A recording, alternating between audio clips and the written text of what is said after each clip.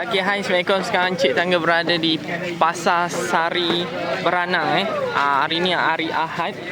Okay, korang boleh lihat. So, kita tertarik dekat sini.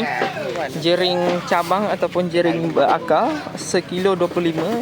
Tapi tadi kita nego dapat sekilo RM23. So, kita akan belilah ni. Sedap ni. Selalu orang panggil jering atau apa? Jengkol. Jengkol bahasa Indonesia. Ataupun jengkol. Ni. Sedap. Fresh korang tengok. Cari yang berakar. Ni masak dengan apa ni? Masak dengan ayam pencen boleh. Masak dengan ayam pencen korang. Ayam kampung. Apa? Saya potong. Nampak akar dia panjang sebenarnya. Ayam berakar. Nampak ni. Potong pula. Saya potong semua. Tak apa, kita ambil untuk buat masakan. Ni kat Beranang Pasar Beranang. Kalau korang berdekatan boleh datang setiap hari Ahad dan hari Rabu. Okey korang, kita pergi dulu.